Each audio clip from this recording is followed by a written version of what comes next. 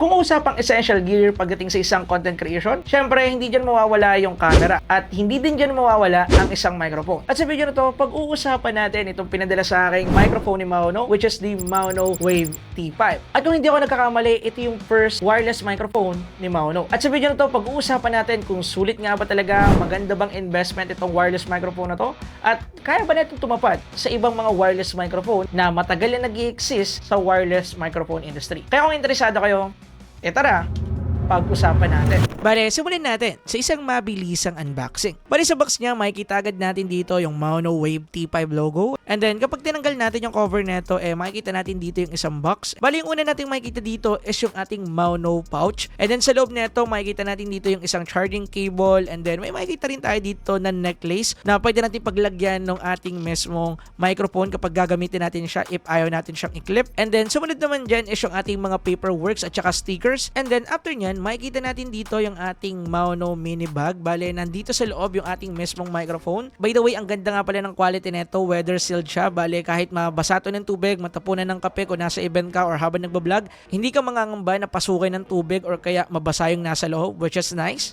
And then sa loob nito, meron tayong makikita mga accessories kagaya na lang netong dalawang dead cat, isang USB-C to USB-C cable at saka yung ating audio cable.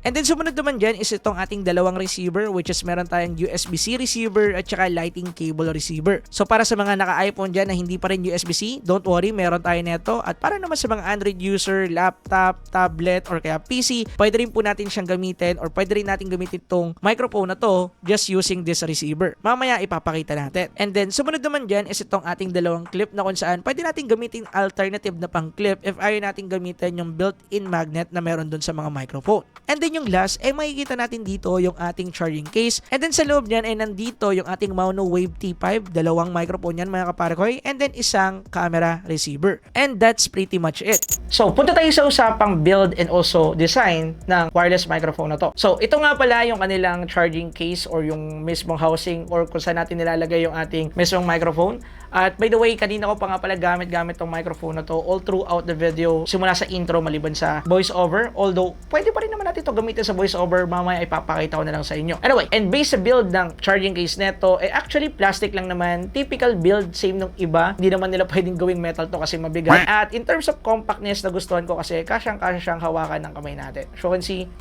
sakto lang. Pwede nating ilagay sa bag natin o kaya sa camera bag natin na walang masyadong umuumbok. Good siya kung ako yung tatanong. So sa loob nito, makikita natin dito yung ating camera receiver and then dalawang Maono microphone. Pagdating nga pala sa battery capacity nito, meron tayo ditong 950 mAh.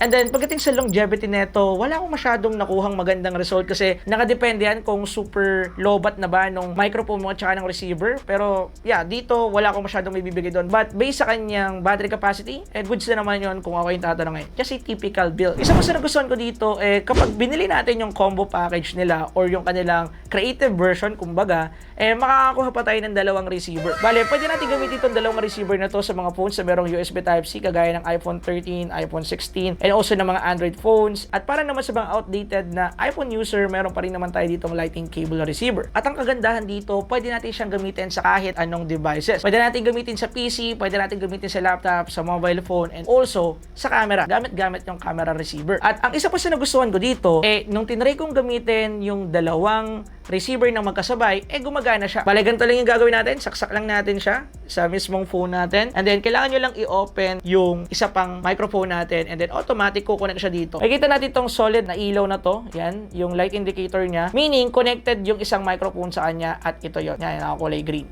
Sabihin, naka-noise cancellation. Ngayon, kapag pinatay natin yung noise cancellation, that magbubulo yan. And as you can see, naka-blue siya. And speaking of noise cancellation, hindi po pala naka-activate yung noise cancellation dito sa microphone na to habang nagsasalita ako and also dun sa intro. So, yeah, mamaya natin ite-testing, don't worry. Anyway, yun lang. Ang kagandahan dito, pwede natin gamitin ng magkasabay yung dalawang microphone na walang magiging problema. So, kung gagamitin natin sa interview, no problem. Kung gagamitin naman natin sa magkaibang scenario o magkaibang video, okay lang din kahit gamitin natin ng magkasabay. Yun yung isa sa goods dito. Anyway, Anyway, dahil nga minamarket ni Maono yung pagiging compactness ng kanilang Maono Wave T5, para sa akin masasabi ko na na-nailed naman nila. Actually, yung sukat ng microphone na to, kasing laki lang siya ng bagong 5 piso. Kung ipapato ko yung 5 pesos dito sa microphone na to, as you can see, yan lang yung size niya. Kaya magaan din siya, nasa 9 grams lang siya. At nakagandahan sa ganun kasi, hindi niya mahatak yung damit natin kapag ilalagay natin siya sa damit, kagaya na lang natin, i-clip natin ng ganyan. Yan kasi yung problema ko doon sa Holy Land na microphone na ginagamit ko. So, dito, hindi ko na siya magiging problema. Kagaya ng kanyang charging case, which is reasonable at wala na rin naman bago. And yeah, para sa akin, goods naman yung kanyang overall size and also compactness. Panalo siya,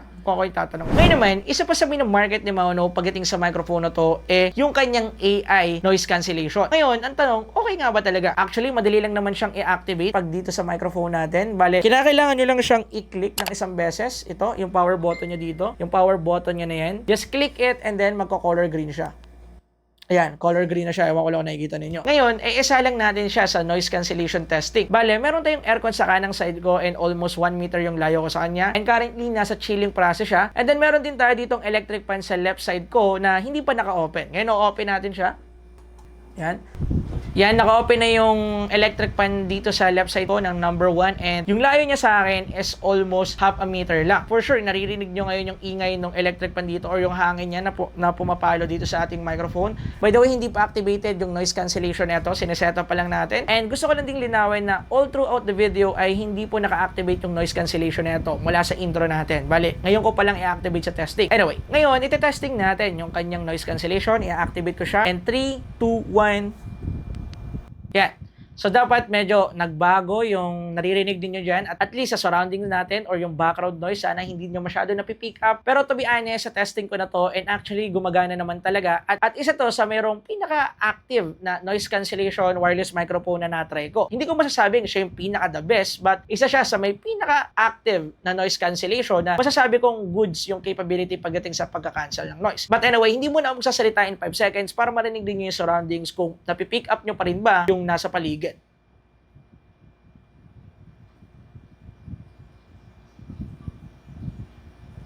Ngayon naman, minax out ko na yung electric fan natin sa number 3. Hindi ko na siya pinadaan ng number 2 kasi magkasing ingay lang din naman. At for sure, rinig nyo yan ngayon. And then, naka-open pa rin yung aircon natin.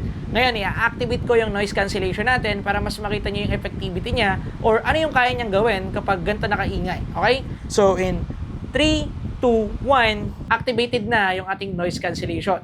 I don't know if meron pa ba kayong naririnig? Pero kanina, chinek ko na siya. Una tayong record and narinig ko doon na okay naman yung kanyang noise cancellation. And actually, nagulat nga ako dahil maganda yung kanyang noise cancellation. Unlike doon sa isang brand na nagamit ko before. At pagdating dito, based sa mga una kong ginawang test at saka sa testing na pinapakita ko sa inyo ngayon, thumbs up para sa kanyang noise cancellation. Talagang effective. Next sa testing naman na gagawin natin is long distance testing. Bale, sinasabi kasi ni Maono na hanggang 300 meters yung kayang abutin nito. Bale, ito yung ginawa namin na long distance test at pakinggan ninyo kung pasado ba sa inyo or hindi. So, dito ako sa kotse.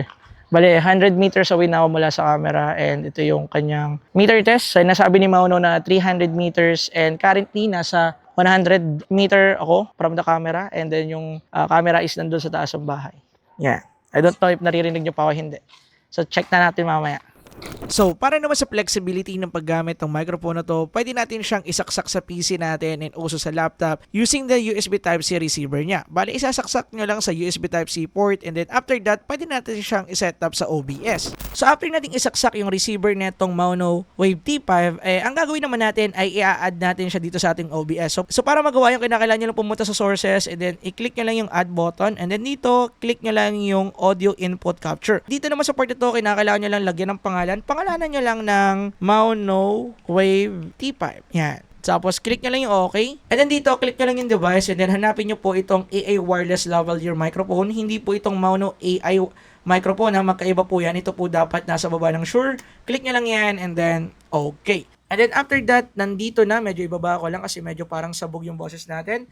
As you can see, minute ko na yung aking Shure MB7 and naririnig nyo ngayon na audio is itong Maono Wave T5. So kung gagamitin natin to sa live stream, okay lang. Kung gagamitin natin to sa content creation na need ng OBS, okay na okay lang din. Bale, usapang cons naman tayo. Actually, yung pinaka main cons ko lang talaga dito sa ating Maono Wave T5 yung kanyang cable na kasama or audio cable na kasama dun sa mismong box. Bale, ang pangit kasi niyan tingnan sa camera, and actually tinitingnan ko siya ngayon dito habang nagsasalita ako. Talagang lukot-lukot siya tingnan. Para magkaroon kayo ng idea, bibidyohan natin. Ito yung itsura niya habang nagpipilm ako ngayon. Yan, ay makikita niyo ba yung camera natin? As you can see, yung kanyang audio cable ay hindi ganun ka-okay kung titingnan ninyo. Di ba? Masyado siyang wasak. Meron na kasi mga audio cable na curl na. I don't know bakit ganito yung nilagay nila dito sa box nila. Pero may nakita rin ako mga review internationally na ganun na rin yung kanilang audio cable. I don't know dito sa dumating sa aking unit, ito ba talaga yung makakuha natin dito sa Philippines. But yeah, isa yan sa main cons ko dahil una, pangit tingnan sa camera. Pangalawa, nakakaano kapag tinitingnan mo or tumitingin ka sa lens ang camera mo dahil makikita mo yung wire na nakasabi. Isa yan sa main con ko kung ako yung tatanungin. So bale, isa pa sa cons ko yung battery capability ng dalawang microphone. Bale, nagamit ko siya ng hindi naman tuloy-tuloy pero nalobat din siya after na 3 hours, and then merong part na na-charge ko ulit siya, and then nagamit ko siya ng 5 hours. At yeah, goods naman siya kung ako yung tatanungin. Pero naging cons ko siya kasi hindi consistent yung pagbibigay niya ng battery. At least siguro based dun sa aking using habit, kasi kapag nag-shoot ako ng video tuloy-tuloy, and yeah, hindi ko masasabi na pangit siya, hindi ko rin masasabi na goods kasi meron ako mga wireless microphone na nagamit na kaya naman nilang tumagal ng ilang oras sa paggamit, and actually tumatagal lang naman yung filming process ko ng mga 3 hours, 5 hours. It depends kung kailangan ko magsalita sa video kagaya na lang nito kasi most of our videos ay